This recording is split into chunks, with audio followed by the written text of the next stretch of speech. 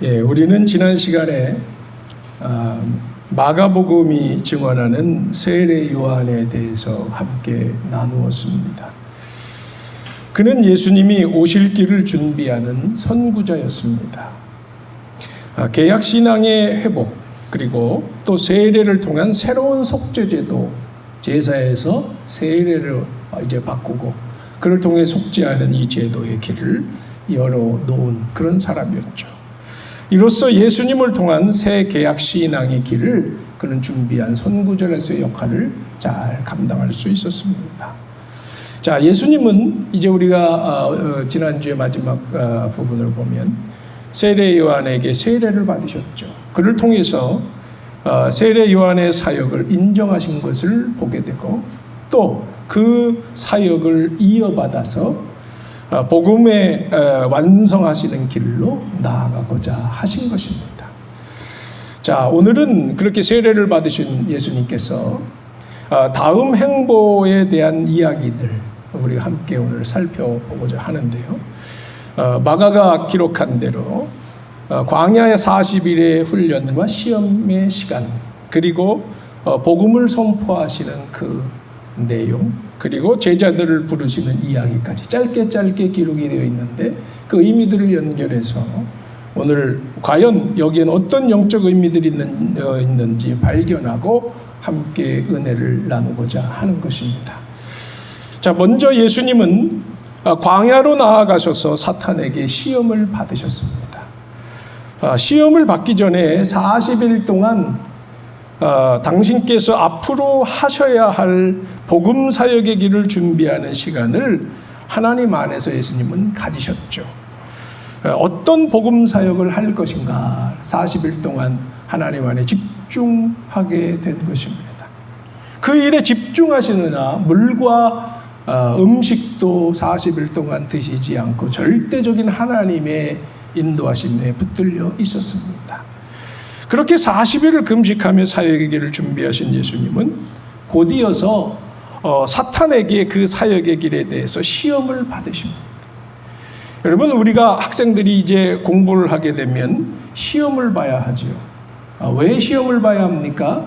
그 공부에 대해서 결과, 얼마나 내가 진척되어 있고 그것이 정리되어 있고 또 앞으로 더 나아갈 때 있어서 그것이 발돋움이 되는 아주 중요한 계기가 되기 때문에 시험이란 것은 반드시 필요한 것이죠. 그래서 오늘도 우리가 본문의 말씀을 잘 보면 예수님께서 성령을 통해서 광야로 인도받고 40일 동안 그렇게 준비하신 다음에 시험에 이르게 됐다. 성령의 인도하심이라는 것입니다. 자, 그래서 예수님은 복음 사역에 대해서 준비하신 것을 두고 시험을 받으시고 그를 통해서 다시 한번 분명하게 자신의 사역의 길을 점검하고 계신 것이다 라는 것이죠. 그 시험에 대해서 마가복음은 오늘 우리가 보면 자세히 기록하고 있지 않습니다. 그냥 그렇게 그런 일이 있었다라고만 기록하고 있죠. 그러나 마태복음과 누가복음에 보면 자세하게 세 가지 시험에 대해서 기록하고 있습니다. 오늘 그 중에 이제 마귀의 시험 내용을 먼저 제가 여러분과 함께 이렇게 보겠습니다. 읽지는 않겠습니다. 첫 번째는 뭡니까? 하나님의 아들이거든 떡을 돌이 떡이 되게 하라. 이 밥이 되게 하라는 것이지요. 그 당시 그들은 떡이 그 주식이기 때문에 그렇습니다. 예수님이 40일 동안 금식하신 것에 대해서 그렇게 말씀한 건데 사실 이 문제는 단지 예수님의 배고픔의 문제만이 아니라 초자연적인 어떤 방법으로 배고픔의 문제, 먹는 문제를 해결해라 이렇게 요구하고 있는 것입니다. 두 번째는 성전 꼭대기로 데리고 가서 예수님 앞에 뛰어내려라. 그러면은 하나님이 네가 하나님 아들이거든 보호해 주시지 않겠느냐 이렇게 또 시험을 했죠. 세 번째는 온 세상을 지배하는 왕으로 등극하려면 나한테 굴복해라 이렇게 해서 온 세상을 등극하는 왕이 되라 이런 어떤 메시지를 가지고 있습니다. 그럼 이 세 가지의 시험이 뭘 의미하는 것인지 우리는 좀 더 구체적으로 살펴봐야 하겠습니다. 자, 사실 이것은 유대교 정통 역사를 통해서 이제 잘 이해해야 되는데 신구약 중간기의 과정을 통해서 형성된 하나의 유대교의 정통 신앙이라는 게 있어요. 기독교에도 정통 신앙이 있고 어디나 정통 신앙이라는 것이 있는 건데요. 자, 유대교에도 정통 신앙이 있는데 그 신앙의 근거에서 예수님을 시험하고 있다는 것입니다. 뭐에 근거해서 시험하고 있다? 유대교의 정통 신앙을 통해서 그거를 가지고 예수님에게 시험하고 있다라는 것입니다. 자, 그러면 그것이 뭘 의미하는지 우리가 좀 구체적으로 살펴보고자 합니다. 유대인들은 그들의 시대를 열어줄 메시아를 수백 년 동안 기다렸습니다. 그런 의미에서 우리가 이제 메시아에 대해서 두 메시아에 대해서 이제 유대교의 메시아인데요. 유대교의 메시아에 대해서 잠시 우리가 생각해 보려고 합니다. 자, 그들은 수백 년 동안 메시아를 기다립니다. 초자연적인 능력을 가지고 하늘의 표적이다 이렇게 복음서에서는 표현하고 있는데 하늘이 주신 표적, 이 초자연적인 능력 이것을 가지고 메시아가 올 것이다. 그래서 왜 그래야 되느냐? 지금까지 로마, 이전에는 그리스, 이전에는 페르시아, 항상 강대국들이 이스라엘을 지배하고 있었고 이스라엘은 그 때문에 고통을 당하고 있었습니다. 그러니 여기서 그들이 견뎌내는 것으로 끝나는 것이 아니라 분명히 하나님께서는 이스라엘을 세계 최고의 나라로 세워주셔서 이 세상 세력, 이 열방을 굴복시키고 하나님의 나라를 이스라엘 중심으로 펼치시겠다고 분명히 성경을 통해서 보면 말씀하고 계신데 이게 방법이 없거든요. 그러면 누가 그 일을 하시겠다? 성경을 위해서 예언서들과 이런 걸 살펴보니까 누가 오신다? 메시아가 오시면 그 일을 하실 거다. 그러니까 그 메시아는 근데 사람의 능력만 가지고 될 일이 아니다. 저 강대국들, 지금 로마 같은 나라는 세계 역사상 가장 강력한 나라 아닙니까? 자, 지금까지도 역사를 통해서도 그런데 한 1000년 가까이를 대단한 위용을 발휘했던 그런 나라입니다. 그러니 이 나라를 굴복하려면 사람의 힘으로 할 수 있는 게 아니에요. 하늘의 힘이 아니면 안 되는 겁니다. 그들은 그래서 하나님께서 이제 초자연적인 능력을 가지고 그러한 권세를 가지고 이스라엘을 통해서 이 로마를 굴복시킬 그러한 메시아를 반드시 보내줄 거다. 그 메시아는 그러니까 다윗과 같은, 다윗이 항상 이스라엘에게 있어서는 관심 대상이 되는 것은 가장 이스라엘 역사에서 두드러지게 활약하고 그 세력으로 그 주변 나라에 확장시켰던 사람이기 때문에 이 다윗과 같은 왕을 그들은 항상 고대하고 있었던 겁니다. 그러니까 메시아가 다윗의 후손 중에서 온다라고 했을 때 다윗과 같은 왕이 올 것이다 라고 하는 기대는 그들에게 자연스러운 일이 되었던 것입니다. 자, 그래서 보십시오. 하늘의 표적을 가진 유대교의 메시아는 정치적인 메시아, 왕으로서 강력한 초자연적인 능력으로 오실 왕으로서 오실 것이다 라고 하는 건데요. 그래서 사탄은 이렇게 자기의 권세 아래 놓인 유대교의 이 정통 신앙을 가지고 그 신앙과 사상을 가지고 지금 예수님을 시험하고 있는 거예요. 지금 유대인들이 생각하고 있는 사고방식은 사탄적인 권세 아래 놓여 있는 거다. 이제 왜 그러냐는 거죠. 비교. 제목이 뭐예요? 한번 따라합시다. 두 메시아. 유대교가 지금 찾고 있는 메시아의 사상은 지금 하나님이 기대하는 메시아의 방향과 좀 초점이 다르다, 잘못되었다라고 하는 겁니다. 그걸 이제 우리가 잘 이해해야 되는데, 한마디로 말하면 하늘의 능력, 정치적인 메시아, 뭘 말하는 거죠? 따뜻한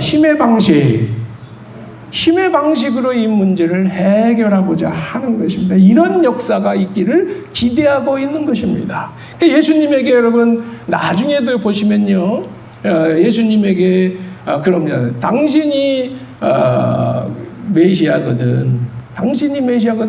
하늘의 표적을 우리한테 보여줘라.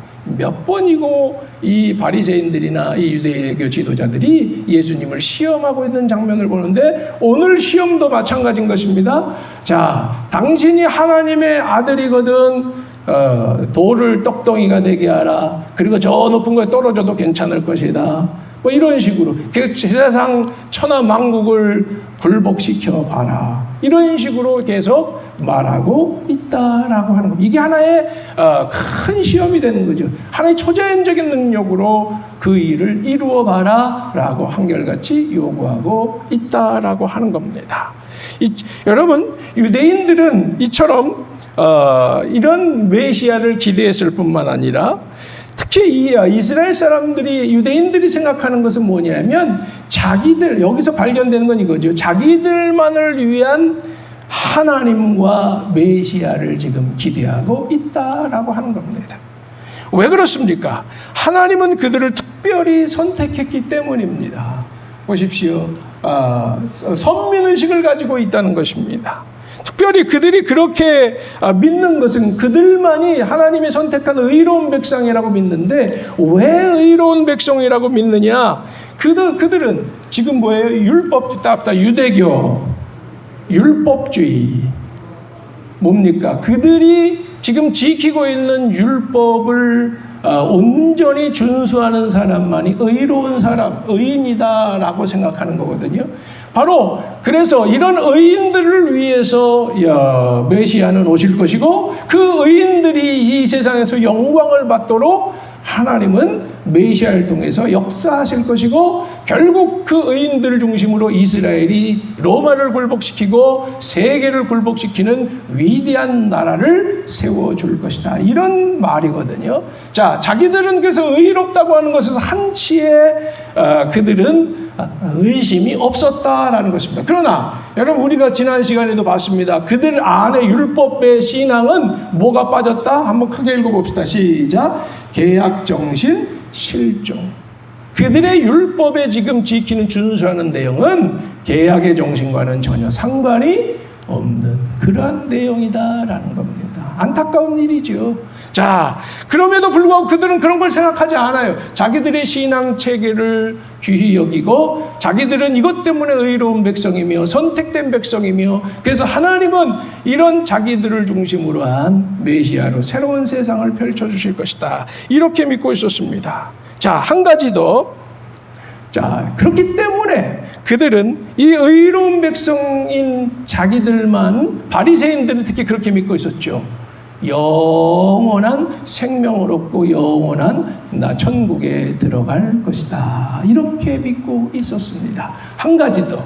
그 반면에 이방 사람들, 열방은 어떨까요? 이방 사람들은 하늘의 심판, 그들의 죄 때문에 하늘의 심판을 받을 것이고 반드시 멸망하고 말 것이다. 이게 유대인들이 갖고 있는 사고방식이었습니다. 이건 신앙의 근거에서 그렇게 생각하고 살았다는 겁니다. 철저하게 무슨 중심이죠? 의인 중심이고 철저하게 이스라엘 중심의 신앙 사고방식을 가지고 있었다라는 겁니다. 여러분, 이것을 우리가 잘 유념하시고 오늘 우리의 신앙을 다시 한번 생각해 보세요. 과연 우리의 신앙과 크게 다른가라고 하는 것입니다. 그런데 그에 대해서 예수님은 어떻습니까? 유대교 정통신앙의 근간이 마귀의 시험이라고 그랬죠. 자, 유대교는 지금 마귀의 권세 아래 속아서 지금 잘못된 길로 가고 있는 것이죠. 바로 그걸 가지고 예수님을 시험하고 있다라고 하는 걸 우리가 분별할 수 있었습니다. 그에 대해서 예수님은 뭐라고 말씀합니까? 하나님의 말씀으로 살 것이라고 첫 번째 시험부터 말씀하고 있는데, 자, 예수님이 말씀하시는 메시아, 예수님이 사역하시는 메시아, 그걸 우리가 뭘로 표현하기 어려우니까 한번 따라합시다. 기독교의 메시아. 기독교의 메시아는 어떤 메시아지요? 바로 계약의 방식으로 풀어간다. 힘의 방식으로, 아까 힘의 방식이라고 말씀드렸죠. 힘의 방식으로 하늘의 표적을 가지고 능력을 가지고 왕으로 와서 세상을 다 힘으로 굴복시키고 다 죽여버리고 물리치고 그 세상의 왕이 되는 것이 아니라 무슨 방식으로? 계약의 방식으로. 자, 그것을 증거하는 것을 여러분, 오늘 이 말씀, 예수님이 세 가지 시험에 대해, 이건 마태복음을 제가 인용하는 것인데요, 세 가지 시험에 대해서 예수님이 말씀하신 것을 잘 유념해 보십시오. 이르시되, 한번 빨간 것만 읽어보겠습니다. 시작. 이르시되 기록되었으니 사람이 떡으로만 살 것이 아니요 하나님의 입으로부터 나오는 모든 말씀으로 살 것이니라. 자, 두 번째, 기록되었을 때, 시작. 기록되었을 때 너의 하나님을 시험하지 말라. 자, 또 세 번째, 기록되었을 때 주 너의 하나님께 경배하고 다만 그를 섬겨라. 자, 여러분, 계속 반복되는 이야기가 뭐죠? 제가 파란 글씨로 따로 표시해놨는데, 기록되었을 때, 따뜻한 기록되었을 때, 어디에 기록되어 있는 것일까요? 이 세 구절들은 놀랍게도 다 신명기의 말씀을 인용한 것입니다. 신명기가 뭐예요? 계약을 재해석해서 완성적으로 모세가 마지막 유언으로 선포한 내용인데, 바로 그것이 예수님의 생각과 사상을 지배하고 있고, 그것을 가지고 지금 마귀의 시험을 이겼다는 건 뭐죠? 앞으로 예수님이 하시는 것은 철저히 신명기 중심의 계약의 말씀으로 사역을 펼쳐 가시는 것이고, 그것을 신명기의 계약을 완성하시는 길입니다. 그렇습니다. 예수님은 계약의 완성을 말하고 있지 않습니까? 바로 그 계약의 완성입니다. 지금 처음 마귀의 시험을, 자신의 지금 사역을 가지고 결정하는데도 마귀의 시험을 철저하게 계약의 말씀으로 싸워서 물리치고 계시다라고 하는 것을 우리는 발견하게 되는 겁니다. 그러니까 예수님은 다시 앞으로 돌아가면 뭐예요? 계약으로. 계약의 완성이 뭡니까? 십자가입니다. 계약으로. 십자가의 길로. 뭐가 되신다는 거예요? 메시아가 되실 것이다. 아멘. 자, 이것을 우리가 이해하는 일이 오늘 이 본문의 말씀을 이해하는데 굉장히 기본이 되고 중요한 이야기가 되는 것이죠. 바로 예수님께서는 이렇게 선포하고 계시다라고 하는 겁니다. 그리고 아까 유대인들은 누구를 위한 메시아? 의인의 메시아. 이게 옳아서 그런 게 아니에요. 잘못됐기 때문에 우리가 분별하기 위해서 그런 것입니다. 그런데 예수님께서는 그 당시 의인이라고 믿는 바리새인 중심의 이 유대교회 중심에 있는 사람들을 가까이 하지 않고 그들을 제자로 부르시지 않았다는 것. 오늘도 본문의 마지막에 보면 제자를 부르시는 장면이 나오게 되는데요. 자, 이 사람들을 부르시지 않고 유대교 율법에 의해서 볼 때 죄인으로 취급받는 사람들을 불렀다라고 하는 겁니다. 그 사람들이 바로 병자여 가난한 사람들이고, 이 사람들은 주로 어디 살고 있냐? 자, 의인들은 주로 여기서 의인이라고 말하는 사람은 주로 예루살렘에 살고 있고요. 예루살렘에 살고 있고, 죄인에 취급받는 사람들은 주로 어디에 살고 있을까요? 자, 어디? 갈릴리에 살고 있다라고 하는 겁니다. 한번 따라합시다. 병자, 가난한 자, 갈릴리 사람. 그 갈릴리에 살고 있다는 겁니다. 여기에는 참 이건 낙오된 땅이고 버려진 땅이라고 그 당시에 취급됐고요. 이스라엘 땅으로 들어온 지도 그렇게 오래된 것이 아닙니다. 이방에 버려진 땅처럼 취급된 것이 갈릴리 지역이었어요. 예수님도 이 지역에서 태어나신 것은 물론 베들레헴이지만 이 지역 출신이죠. 부모로부터. 갈릴리 나사렛 출신 아닙니까? 자, 이 사람들 한마디로 뭐로 부른다? 시작. 죄인이라고 부르는 거예요. 근데 예수님은 누구를 불렀다? 바로 이런 사람들, 갈릴리 출신을 11명, 12명의 제자 중에 11명이 갈릴리 출신이고 1명이 가룟 유다가 아니다라고 학자들은 말하고 있습니다. 다 갈릴리 출신이에요. 거의 다가. 자, 예수님은 이런 사람들을 제자로 부르시고 그 사람들, 죄인들을 불러서 새 계약 공동체의 지도자로 세우시고 그들을 훈련시켜서 새 계약 공동체를 세워서 새로운 하나님 나라를 펼치신 줄로 믿습니다. 그래서 온 세상을 구원하는 역사를 지금 2000년 동안 펼쳐오는 시작에 이러하였다라고 하는 겁니다. 자, 여러분, 그래서 예수님은 뭐라고 불러야 된다? 시작. 죄인의 메시아.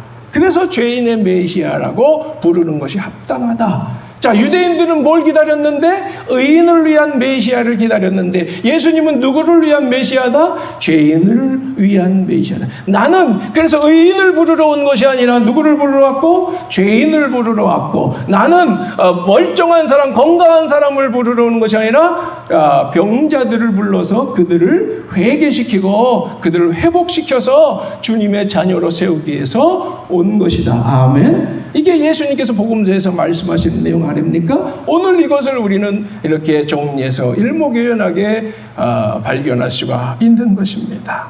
자, 여러분, 그래서 예수님은 마귀의 시험을 받으심으로써 예수님이 메시아로서 어떤 복음 사역의 길로 나아가실지 더 분명하게 결단하는 계기를 삼으실 수 있었다. 이제 내가 갈 길은 이것이다 라고 하는 것을 이렇게 성경의 시작과 함께 선포하고 계시다. 자, 이렇게 예수님은 시험을 통과하셨습니다. 이 시험을 통과하신 예수님께서는 본격적으로 그럼 이제 뭐 하시면 되지요? 복음 사역을 시작하십니다. 오늘 그래서 보십시오. 이제 시험을 통과하신 12절 13절이 시험을 통과하신 내용이고, 그 다음 14절부터 예수님이 그래서 뭐 했다는 거예요? 요한이 잡힌 후 예수님께서 어디에 오셔서? 갈릴리에 오셔서. 어디에 오셔서? 갈릴리에 오셔서. 갈릴리가 누가 있는데? 죄인들이 있는 곳에 오셔서. 그 다음에 뭐 하시는 거예요? 이제 하나님의 복음을 전파하셨다. 누구에게 들으라는 거예요? 죄인들에게 들으라고 말씀하고 있는 것입니다. 자, 그래서 15절 말씀 참 중요한데요. 15절 말씀 때가 찼고부터 시작. 때가 찼고 하나님의 나라가 가까이 왔으니 회개하고 복음을 믿어라. 제가 굉장히 강조하는 구절인데 여러분에게 외우라고 말씀했죠. 다시 한번 우리가 외쳐봅시다. 시작. 때가 찼고 하나님의 나라가 가까이 왔으니 회개하고 복음을 믿어라. 자, 이 구절이 예수님의 복음의 핵심이다. 자, 예수님의 복음이 어디에 핵심으로 정리되어 있다? 마가복음 1장 15절 말씀 우리는 그래서 꼭 기억해야 돼요. 이 말씀이 예수님 복음의 핵심이다. 때가 찼고 하나님의 나라가 가까이 왔으니 회개하고 복음을 믿어라. 아멘. 자, 이 내용을 우리가 잠시 분석해 보겠습니다. 이게 도대체 무슨 뜻일까? 그럼 이게 어떤 의미가 있는 것일까? 때가 찼다는 말씀은 더 이상 옛 계약으로는 세상을 구원할 희망이 사라졌다. 자, 그걸 어떻게 느껴요, 여러분? 예수님의 핀트와 유대교가 맞아요, 안 맞아요? 전혀 안 맞아. 반대로 가고 있죠. 반대로 가고 있죠. 자, 그러니 여러분 이제 우리는 깨닫는 거예요. 유대교 신앙은 이거는 뭘 말하냐면 병들고 타락했다는 뜻이에요. 병들고 타락하면 이렇게 하나님의 생각과 하나님의 말씀에서 멀어질 수밖에 없는 게 사람의 이치입니다. 우리도 똑같아요. 우리가 기독교인이라고 말하지만 오늘날 우리도 지금 하나님이 원하는 길과 전혀 반대의 길로 갈 수 있다는 것을 유념하시기 바랍니다. 왜? 누굴 통해 보는 거예요? 유대교인들. 이 사람들이 누굽니까? 옛 계약의 사람들. 지금 옛 계약의 사람들이 지금 가능성이 있다는 거예요? 없다는 거예요? 전혀 없다라고 하는 것을 지금 말씀하고 있는 겁니다. 그 때가 찬 거예요. 자, 그러면 지금은 하나님의 통치를 받는 것입니까? 마귀의 통치를 받는 것입니까? 여러분이 대답해 보세요. 하나님의 통치를 받고 있습니까? 마귀의 통치를 받고 있습니까? 여러분, 입이 잘 안 떨어지죠. 아니, 그래도 이스라엘이 하나님의 나라인데 어디 마귀의 통치를 받고 있다라고 말할 수 있는가? 그렇잖아요. 입이 잘 안 떨어져요. 그런데 예수님은 뭐라고 말씀했죠? 너희는 너희 아비 마귀의 자식이다. 너희 아비 마귀의 자식이다. 요한복음 8장에 보십시오. 너희는 누구의 자식이다? 마귀의 자식이라고 말하는 거예요. 제 말이 아니에요. 오늘 그러니까 마귀의 시험은 유대교인들이 갖고 있는 사상을 가지고 시험했다는 것이라고 제가 아까 말씀드렸죠. 전혀 그러니 그 말은 과한 것이 하나도 없는 것입니다. 정확하게 표현하고 있는 것이고 지금 유대교인들은 마귀의 지배 아래 있는 거예요. 하나님의 통치, 하나님의 나라가 아니라는 것입니다. 너무도 슬프고 괴로운 얘기예요. 분명히 하나님의 나라, 옛 계약의 백성들인데 어떻게 이럴 수가 있느냐 말입니다, 여러분.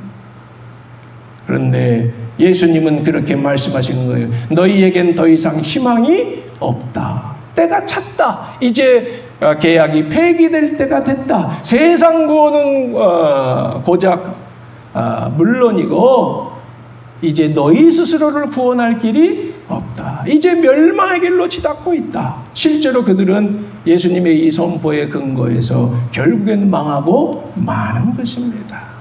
여러분, 무서운 거예요. 하나님의 말씀은 지엄하십니다. 결국 그래서 때가 찼고 하나님의 나라가 따뜻하, 하나님의 나라가 가까이 왔으니, 이 얘기는 뭐예요? 이제 정말로 하나님의 통치가 너희 가운데 이루어질 때가 됐다. 아멘. 이게 아멘 아닙니까? 이제 세례 요한이 준비하고 예수님께서 이루실 하나님의 나라. 이게 마태복음에는 따라합시다. 회개하라.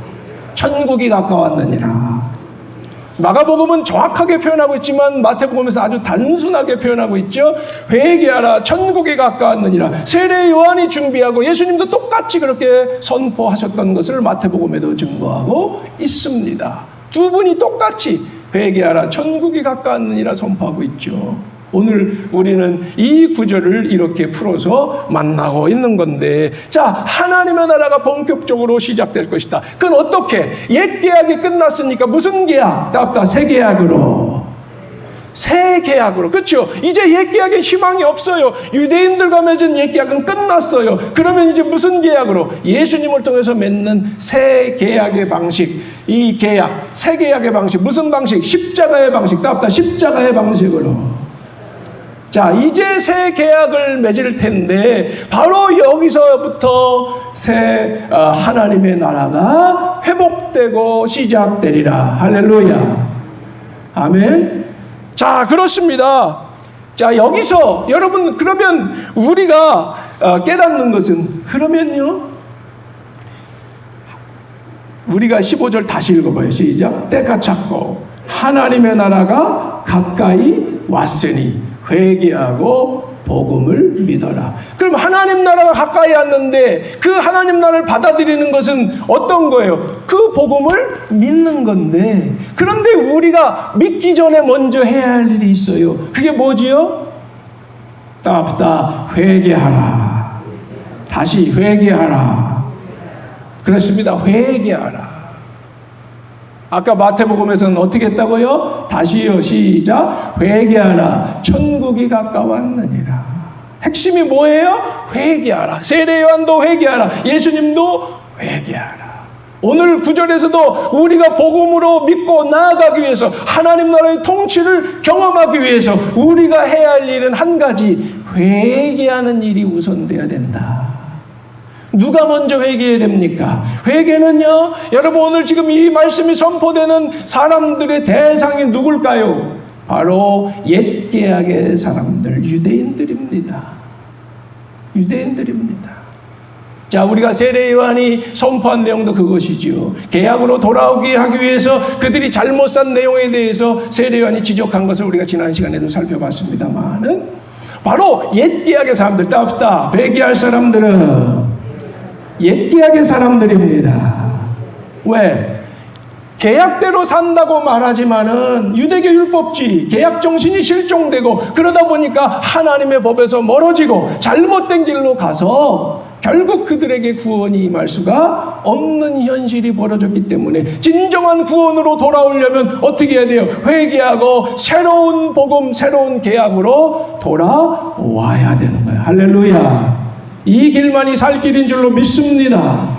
정말 주님께서는요, 멸망으로 놔두지 않고 지금 유대인들에게도 어떤 기회를 주고 있는 거예요? 따뜻한 새 계약을 받아들일 기회. 새 계약을 받아들일 기회를 지금 예수님을 통해서 주고 있는 겁니다. 이게 하나님의 은혜 아닙니까? 멸망받아 마땅한 족속들임에도 불구하고 그들에게 지금 기회를 이렇게 열어주고 있는 겁니다. 여기서 가장 먼저 회개해야 될 사람은 누구냐면 바리새인과 서기관과 같은 사람들이죠. 왜? 그들은 바로 이 유대교, 이 잘못된 이 유대교의 신앙을 체계를 세워놓은 사람들이에요. 의인의 메시아를 세우는 사람들이에요. 율법주의를 세우는 사람들이에요. 그러면서 여기에 구원이 있다고 큰 소리 치던 사람이에요. 이러면은 죽어도 부활하고 영원한 생명을 얻는다고 외치던 사람들이에요. 이 사람들입니다, 바로. 그러니 이들 자기들만 잘못되는 것이 아니라 누구도 온 백성들을 잘못되게 한 사람들이니 그들이 먼저 심판받아 마땅한 사람들이고요. 그러니 회개는 그 사람들이 먼저 해야 되고, 또 지금 그 사람들뿐만 아니라 이렇게 죄인으로 왜 여러분 그럼 죄인으로 취급받을까요? 유대교 율법조차 지킬 수 없었던 사람, 그래서 죄인이라고 취급받을 수밖에 없었던 사람, 이 사람들도 당연히 회개해야 되는 것이죠. 자, 그러면 결국 결론은 뭡니까? 모든 계약의 사람들, 모든 사람들이 회개해야 하는 것입니다. 왜? 계약을 지키고 살지 않았기 때문인 겁니다. 잘못된 계약을 지켰던 것이나 아예 지키지 못했던 것이나 한결같이 지금 다 하나님의 심판의 대상이기 때문인 것이죠. 저는요, 여러분, 이 말씀을 가지고 오늘의 우리 현실을 살펴보고자 합니다. 하나님은 역사와 시대에 펼쳐지는 그 현실을 통해서 하나님의 뜻을 밝히시는 줄로 믿습니다. 그래서 역사와 세상의 현실은 하나님의 말씀입니다. 성경만 하나님의 말씀이 아니에요. 또 뭐가 말씀이다?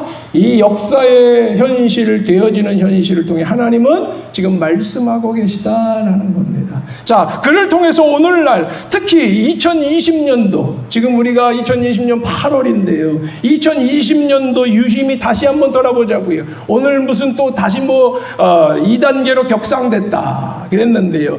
이 2020년도는 교회와 세상에게 하나님께서 강력하게 경고하고 계시다라는 겁니다. 때가 가까웠다. 때가 가까웠다. 중요한 선언을 하고 있습니다. 오늘도 때가 찼고 하나님의 나라가 가까이 왔으니, 자, 지금은 그럼 어떤 시대인가? 지금 하나님의 통치가 이루어지는가? 마귀의 통치가 이루어지고 있는가? 우리는 살펴야 합니다. 자, 두 가지로 정리해 보겠습니다, 여러분. 다른 거 다 빼고 올해 시작과 함께 뭐가 왔습니까? 코로나 바이러스가 왔습니다. 물론 작년부터 시작됐다라고 말하지만 우리에게 경험한 것은 올해 1월 말 2월 초였습니다. 인간의 사악함과 죄악의 깊이가 얼마나 심각한지 좀만 살펴보면 알 수가 있습니다. 진정될 기미도 보이지가 않습니다. 다시 지금 역사하고 있습니다. 오히려 더 강력하고 무서운 바이러스, 10배가 되니 이런 소리를 지금 중국에서 하고 있는데요. 앞으로 어떤 일이 발생할지도 모릅니다. 자, 여러분, 그리고 또 이와 유사한 일들이 계속 벌어질 수 있다고 하는 것은 우리가 어렵지 않게 예측하고 지금 다들 있습니다. 이게 전반기로부터 지금 계속 진행되고 있는 과정. 그런데 엎친 데 겹친 격으로 후반기를 통해서, 여러분, 우리는 한 달여 전부터 후반기 시작과 함께 무슨 고통을 겪고 있죠? 오늘 기도 속에도 말씀했습니다마는 기상이변의 고통이 찾아왔어요. 우리는 어제까지, 여러분은 얼마나 지금 교회가 물이 찰까봐 걱정 다들 하셨겠지만요. 그러나 여러분, 떨어져서 걱정하는 것과 옆에서 걱정하는 건 달라요. 제가 한 2주 정도 그것 때문에 트라우마가 생길 정도였습니다. 물론 하나님을 의지하고 나가지만 물이 차는 것도 하나님 뜻 안에 있을 수 있기 때문에 제가 차지 말아달라만 무조건 외칠 수는 없는 거예요. 그러나 불쌍히 여겨달라고 기도하면서 제가 얼마나 그와 함께 씨름을 하고 잠을 못 이루고 2주 동안 보냈는지 여러분은 다 모르실 겁니다. 자, 많은 어려운 시간을 우리가 보냈는데요. 이 기상이변의 고통, 그 유달리 올해는 심했는데 이게 세계적인 현상임을 아십니까, 여러분? 지구의 온도가 상승해서 일어나는 현상입니다. 아시아에서는 계속된 호우로 인해서 지금 여러분 이것은 우리나라만의 문제가 아니에요. 중국은 지금 70여일째 계속해서 비가 내리고 있습니다. 그런데 이것이 그냥 지금으로 끝나는 게 아니라 9월까지 지속될 것이다. 지금 4차에 걸쳐서 현재까지요. 4차에 걸쳐 홍수가 나고 있습니다. 1차도 어렵지요, 여러분. 근데 몇 차야? 지금 4차에 걸쳐서 일어나고 있고 지금 데이터는 항상 중국 사람들은 속입니다. 왜? 그걸 나쁜 일은 밝히기를 원치 않는 게 중국의 전통이기 때문에 지금 데이터로도 6천만 명 이상이 지금 재난에 빠져 있고요. 뭐 엄청난 수십조 원의 지금 피해를 겪고 있습니다. 뭘로만? 홍수로만. 그리고 이것은 지금 종결된 게 아니에요. 지금도 진행 중에 있고 홍수 속에 지금 붙들려 있는 것이 중국의 현실입니다. 그런데 여러분 이거는 일본도 일어났던 일이고 또 어디? 우리도 지금 그 어느 때보다 50일 가까이 장마가 있었던 때는 거의 없었다라는 겁니다. 앞으로 이런 일은 더 심해질 수밖에 없다라는 것이 지금 예견되는 현상이죠. 갈수록 이런 일이 일어나는데 여러분 근데 이건 지금 동북아시아인 중국과 우리와 일본의 문제만이 아니 지금 어디도 그러냐 인도, 파키스탄 지금 더 나가서 인도 쪽도 일어나고 있는 겁니다. 그러니까 온 아시아 지역이 다 지금 뭐예요? 홍수의 고통을 당하고 있다라는 것입니다. 그런데 이것은 이것으로 우리가 끝날 문제가 아니라는 겁니다. 왜? 다른 곳에서는 기온 상승과 함께 일어날 때는요, 어디는 홍수가 일어나지만 어디에는 건조함이 일어나는 거예요. 그래서 작년 말부터 올 초까지 호주에 무슨 일이 있었어요? 대재앙과 같은 엄청난 화재가 일어나는 것이 왜 그렇습니까? 건조 현상이 일어나기 때문입니다. 그러니까 온도 상승으로 해서 건조 현상이 일어나는 거예요. 그런데 놀라운 것은 거기만 일어나는 게 아니에요. 호주는 더워서 그렇다 우리가 이렇게 말할 수 있죠. 남반부에 일어났다면 북반구에 어디로가 일어나냐? 시베리아가 어디입니까? 좀 추운 곳입니다. 러시아 시베리아는 추운 곳이고 거기는 북극에 가까운 곳인데 놀라운 건 북극까지도 불이 나서 건조해서 불이 나고 있어요. 화재 때문에 끌 수가 없어요. 그 땅은 사람이 별로 살지도 않고 감당이 안 되는 거예요. 호주처럼 감당이 되지 않는 거예요. 여러분 근데 여러분 놀라셔야 돼요. 왜 놀라야 되죠? 북극이 그래서 불이 났다? 이해가 됩니까? 북극이 어딘데? 그 추운 곳인데. 근데요 놀라운 건요. 적어도 평균 10도 이상이 올라갔다 북극이요. 북극이 10도 이상이 올라갔다는 거예요. 충격적인 얘기가 아닐 수가 없습니다. 빙하가 다 녹게 생긴 겁니다. 자, 이런 현상이 이거 끝이 아니에요. 여러분 유럽은 또 어떻습니까? 유럽은 지금 역대급 폭염과 가뭄으로 시달리고 있고 40몇 도까지 계속 올라가서 고통을 당하고 있다라는 겁니다. 유럽이 계속 우리 쪽에서는 비 오지만 저쪽에서는 지금 그러고 있는 겁니다. 보셨어요? 세계 곳곳에 빠진 데가 있어요? 없습니다. 다 뭐 때문에?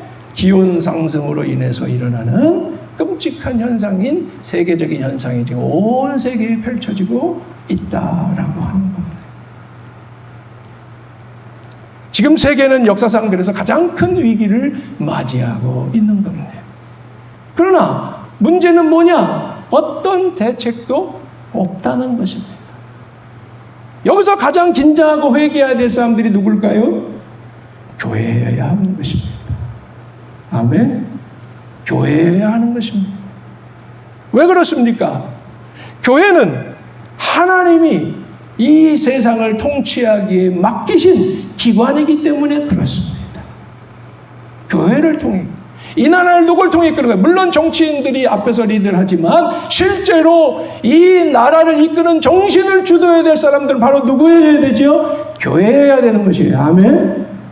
그런데 여러분 안타까운 것은 교회는 이런 대책이 지금 내가 볼 때는 아무것도 없습니다. 이유는 간단합니다. 왜? 오직 예수님을 믿음으로 구원받고 천국 영생을 얻으면 된다. 이 오래되고 굳어진 교리에 붙들려 살아가고 있고 그래서 이 세상이 병이 들든지 죽어가든지 아무런 책임감과 헌신이 없어요. 왜? 자기들의 죄 때문에 죽는 거지. 교회의 죄 때문에 죽는 거라고 생각하지 않는 거예요, 여러분. 누가 아까 그렇다고 그랬어요, 여러분? 누가 아까 그렇다고 그랬습니까? 유대교인들이 그렇다고 그랬습니다. 유대교인들은 세상에 대한 책임감이 없어. 오히려 저들은 저들의 죄 때문에 하늘의 심판이 있을 거고 누구만 구원받을 거다. 유대인들만 구원받을 거다. 이렇게 믿고 있었어요. 그런데 놀라운 건 똑같은 기독교도 마찬가지로 세상에 대해서는 그렇지 않습니다. 그래서 교회가 그저 할 수 있는 일은 뭐라고 말하는 거죠? 빨리 이 속에서 전도해서 영혼들을 구원해서 심판받지 않게 해라. 맞는 얘기 같지만 그런 식으로 접근해서 몇 명 구원하는 것으로 정말 그것이 하나님의 뜻일까요? 여러분 그렇게 생각해 보셨습니까? 세상이 죽어가고 멸망하는 것에 대해서 하나님은 어떻게 바라보시고 계실까요? 그런데 교회는 전혀 그것을 감당할 신학을 현재 가지고 있지 않다라고 하는 거예요. 그저 영혼 구원 외치고 있고 이거를 따라합시다. 구속신앙. 구속신앙이라고 구원받으면 된다. 이 세상은 장차 망할 거다. 이런 식으로 생각한 유대교와 다르지 않은 신앙을 가지고 있는데 이것은 하나님이 선포하시는 복음, 개약의 신앙과 맞아요? 틀려요? 전혀. 오늘 여기서 보시오. 똑같은 거예요. 기독교의 모습과 유대교의 모습은 다르지 않다. 그죠? 율법을 지키는 것과 믿는 것 나는 용어만 바뀌었지 그들의 사상은 똑같다. 그러면 하나님이 원하는 것, 예수님이 원하는 것 어디다? 여기에 있다라고 하는 거예요. 아멘? 여기에 있는 거예요. 지금 이 세상 죄인으로 취급하고 죽어 마땅하다고 생각하는 저들을 향해서 하나님은 관심이 집중되어 계시다. 믿으시면 아멘 하시기 바랍니다. 그러면 기독교가 잘못된 거지요. 왜? 뭐가 잘못됐기 때문에? 신앙과 신학이 잘못됐기 때문에 잘못된 길로 갈 수밖에 없는 거예요. 사상이 한번 결정되면 거기서 벗어나기는 불가능한 것입니다. 그러다 보니까 이렇게 잘못된 길. 그러니까 정통신앙을 경계해야 되는데 유대교회는 율법주의가 문제라면 기독교는 따라합시다. 구속신앙. 영혼구원이라고 외쳐대는 이 구속신앙이 문제다. 그냥 믿으면 된다? 여러분 믿음이 그런 식으로 우리가 가볍게 말할 수 있는 것이 아닙니다. 자, 이 상태의 결론은 뭐지요? 따라합시다. 계약 파기. 계약 파기입니다. 제가 2020년도 전반기 후반기를 통해서 계속해서 엎친 데 겹친 격으로 일어난 이 코로나 사태와 기상이변의 사태로 인한 지금 이 세계가 고통을 받고 앞으로는 더 심각하게 될 수밖에 없는 이 현실이 지금 뭐를 전제하고 있는 것이다? 다시 한번 외쳐보시기 바랍니다. 계약이 파기되었다. 그럼 누구와의 계약이 파기된 것입니까, 여러분? 누구와의 계약이 파기된 것입니까? 기독교와의 계약이 파기된 것을 선언하는 것입니다. 무서운 이야기입니다. 기독교와의 계약이 파기될 것이다.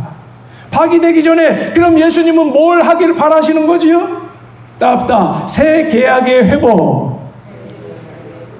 이런 식으로 기독교가 계속 가다가는 하나님의 먼저 심판을 받고 교회가 먼저 무너지게 될 것을 저는 분명히 확신합니다. 자, 이 말씀은 성경적인 선언인 것이고요. 저는 예언자는 아니지만 예언자의 심정으로 말씀드립니다. 그런데 이제 여기서 희망은 뭐다? 따뜻하 새 계약 신앙으로 돌아와야 합니다.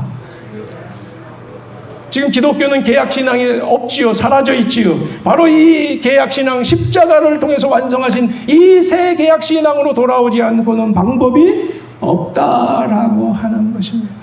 자, 이것을 두고 회개해야 되는 거지요. 그래서 먼저 이것을 각성하고 깨닫는 저와 여러분, 이 공동체는 이 말씀을 나누고 있지요. 이 말씀을 통해서 각성하는 우리가 먼저 회개해야 될 줄로 믿습니다.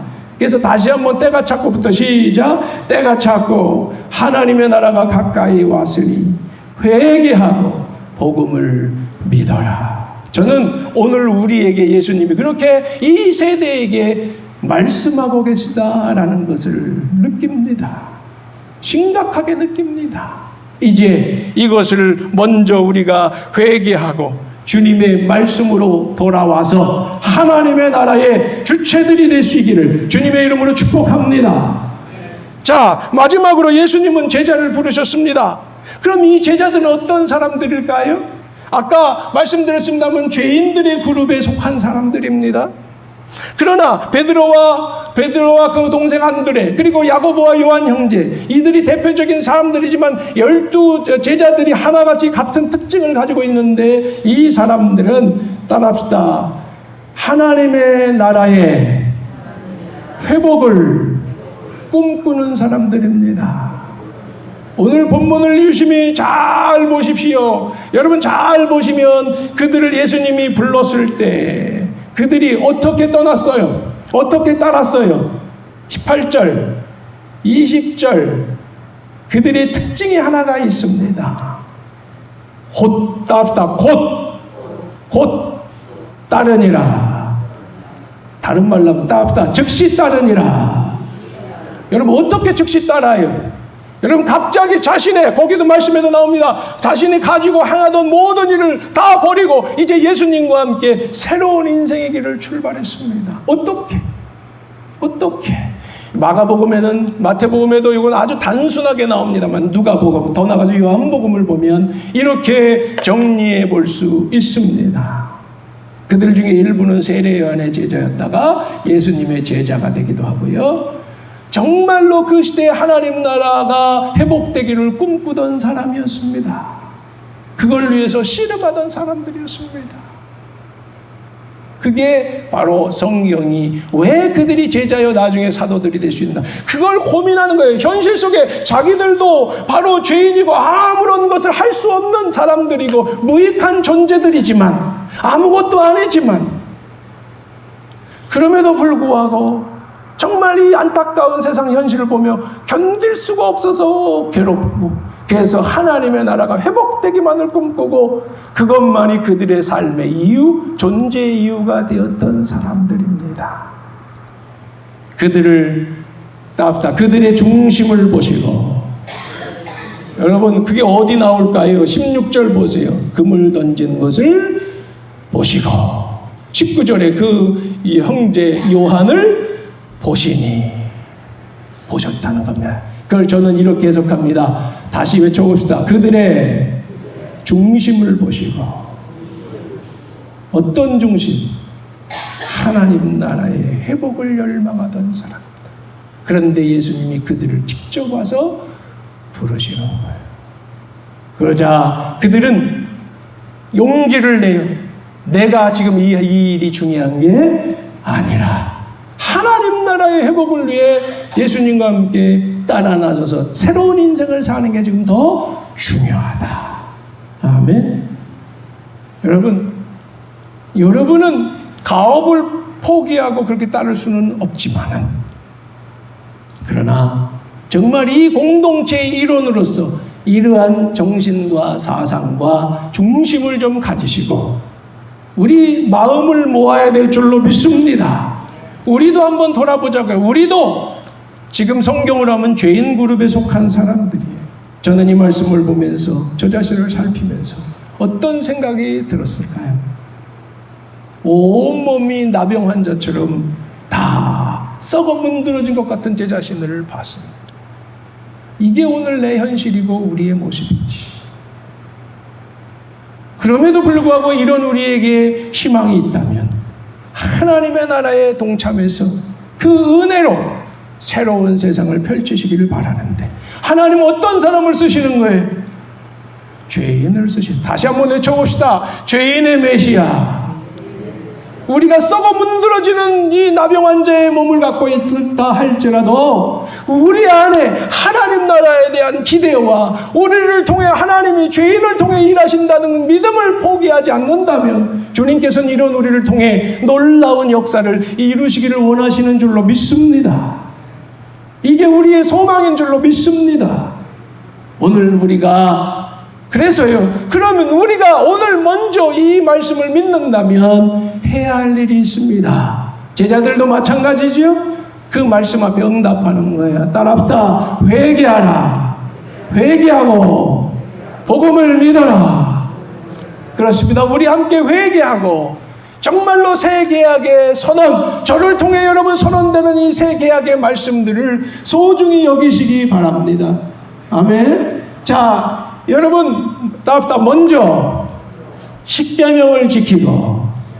왜 십계명이 중요할까요? 십계명을 변할 수 없는 계약의 요약대의 말씀들입니다. 세상을 통치하신 하나님의 그러한 법을 정리하고 있는 헌법과 같은 것이 바로 십계명이에요. 그렇기 때문에 십계명을 준수하고 또 오늘의 세대에게 주신 이러한 법도들을 여러분 소중히 여겨야 됩니다. 이게 계약신앙입니다. 아주 어려운 것도 아니지요. 아주 그러나 우리들이 지켜야만 영적으로 삶에도 유익이 되는 중요한 메시지들입니다. 이러한 강령들, 따뜻한 십계명과 계약의 강령들, 그렇습니다. 이 실천 조항, 강령들을 우리들이 가볍게 여기지 말고 소중히 여기고 지키시기를 바랍니다.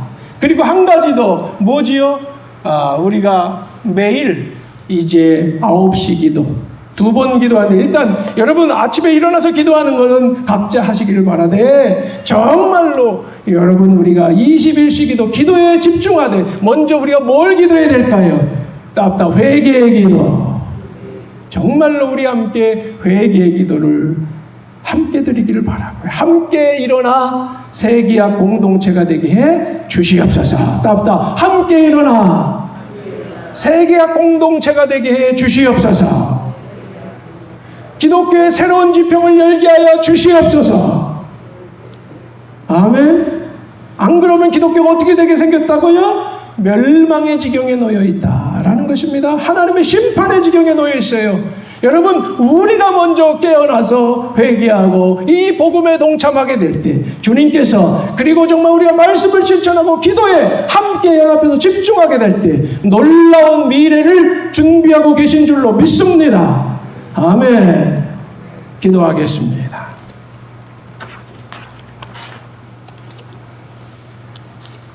사랑의 주님, 오늘 우리가 이 말씀을 통해서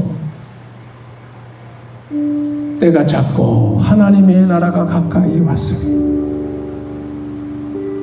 지금 우리의 기존의 신앙이 더 이상 희망이 없음을 말씀하고 계십니다.